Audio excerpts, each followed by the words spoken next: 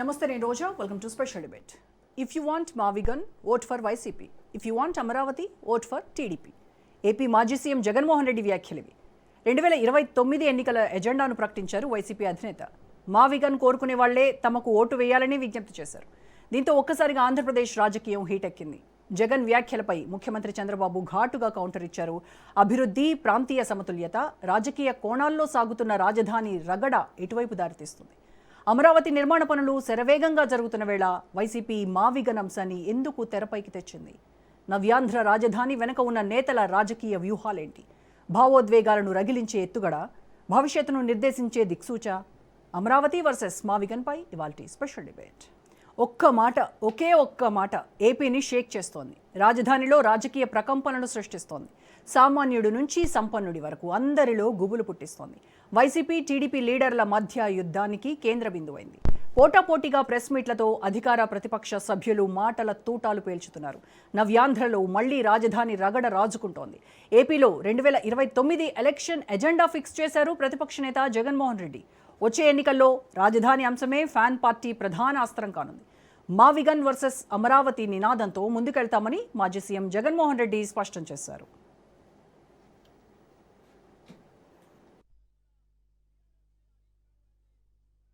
My next election would be fought on the battle Mavigan versus Amaravati. Yes, we would stand by it. We are for Mavigan. Everybody who is for Mavigan will vote for YSRCP. Everybody who is for Amaravati will vote for Chandrababu. We will stand by it. We will make it an election issue for them. We'll put it up in the manifesto also.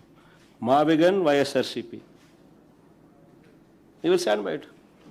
Let's see how people will vote.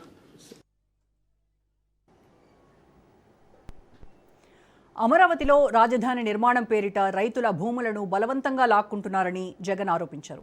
అవినీతికి తావు లేకుండా మావిగన్ను రాజధాని ప్రాంతంగా అభివృద్ధి చేయడానికి తాము కట్టుబడి ఉన్నామన్నారు.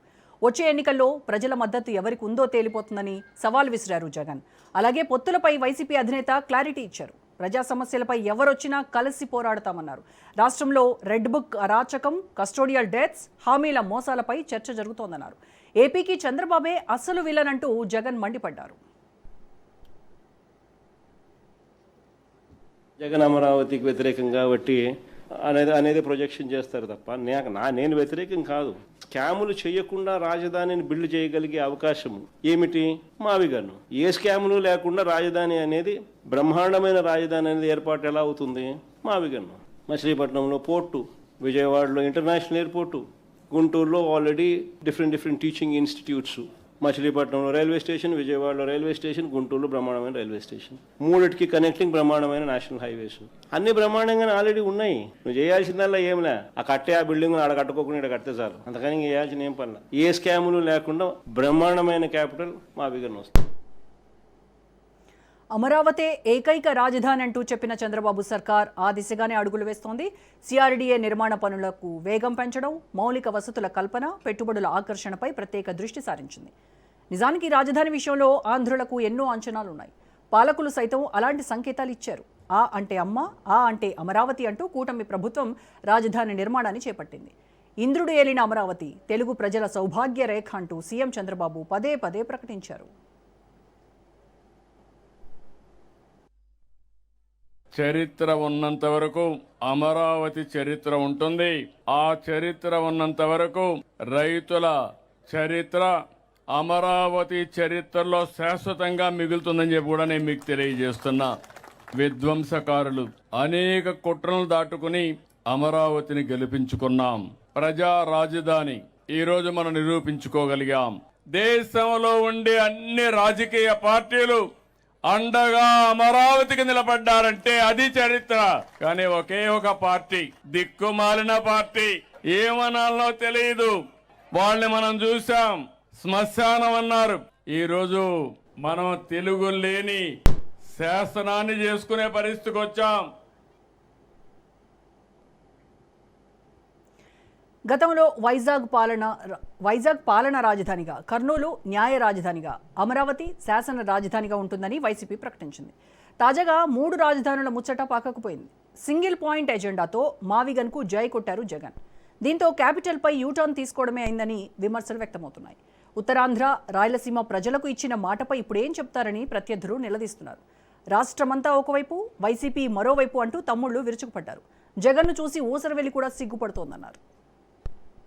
వేదాలు వల్లించినట్టున్నాయి. ఎందుకంటే ఈ రాష్ట్రంలో అరాచకాలకి, దోపిడీకి, అక్రమాలకి, దౌర్జన్యాలకి పేటెంట్ ఎవరికన్నా ఉంది అంటే అది వైసీపీ పార్టీకి, వారి నాయకత్వానికి. గత 5 సంవత్సరాల్లో 2019-24 మధ్య అధికారంలోకి వచ్చిన తర్వాత రాజకీయ ప్రేరేపిత ఉగ్రవాదానికి తెరలేపింది జగన్మోహన్ రెడ్డి గారు, వైసీపీ పార్టీ అని చెప్పి తెలియజేస్తా ఉన్నా. గత 5 సంవత్సరాల కాలంలో ఎవరైతే రాజకీయంగా విభేదించిన వారు కావచ్చు, వ్యక్తులుగా విభేదించిన వారు గాని, అడుగడుగున వేటాడి వెంటాడి హింసించిన ప్రభుత్వం ఏదైనా ఉంది అంటే అది వైకాపా ప్రభుత్వం.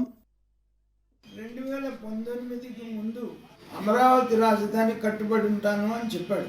ప్రజలు జగన్మోహన్ రెడ్డికి ఓటేశారు. 2024లో మా నినాదం 3 రాజధానులు, మీది అమరావతి, ఈ ఎజెండా మీద ఎన్నికలకు వెళ్దామని వాళ్ళే చెప్పారు. మీకు గుర్తుందా?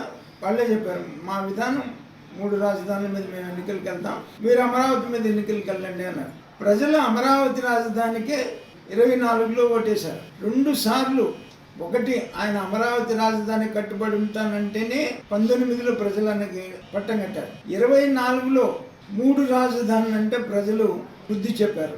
ఇంకా బుద్ధి రాకపోతే చేయగలిగింది ఏం లేదు. అటు రాజధాని నిర్మాణానికి ఊపిరి పోస్తున్నామని కూటమి చెబుతుంటే, ఇటు ప్రాంతీయ సమతుల అభివృద్ధిని విస్మరిస్తోందని వైసీపీ విమర్శిస్తోంది. అమరావతి సైతం భౌగోళికంగా విజయవాడ, గుంటూరు పరిధిలోనే ఉంది. జగన్ పార్టీ కూడా మచిలీపట్నం, విజయవాడ, గుంటూరు కారిడార్ ఎజెండాతో ముందుకెళ్తోంది. అమరావతిని నిర్మించడానికి లక్షల కోట్లు ఖర్చవుతుందని ఫ్యాన్ లీడర్ల వాదన. ఇప్పటికే ఎయిర్పోర్ట్, నేషనల్ హైవే, పోర్ట్ వంటి మౌలిక సదుపాయాలు ఉన్న 110 కిలోమీటర్ల మావిగన్ను క్యాపిటల్గా మార్చాలి అంటున్నారు. అయితే సార్వత్రిక ఎన్నికలకు 3 ఏళ్ల సమయం ఉంది. ఇప్పటి నుంచే తమ ఎన్నికల ఎజెండా ఇదేనంటూ జగన్ చేసినటువంటి ప్రకటన అన్ని పార్టీల్లో చర్చనీయాంశంగా మారింది. క్యాపిటల్ను మారుస్తారంటూ వస్తున్న వార్తలు నవ్యాంధ్రను కుదిపేస్తున్నాయి. దీంతో అందరి నోట అమరావతి, మావిగన్ మాటే వినిపిస్తోంది. భవిష్యత్తులో ఏం జరగనుందనేటువంటి చర్చ సర్వత్రా ఉత్కంఠ రేపుతోంది.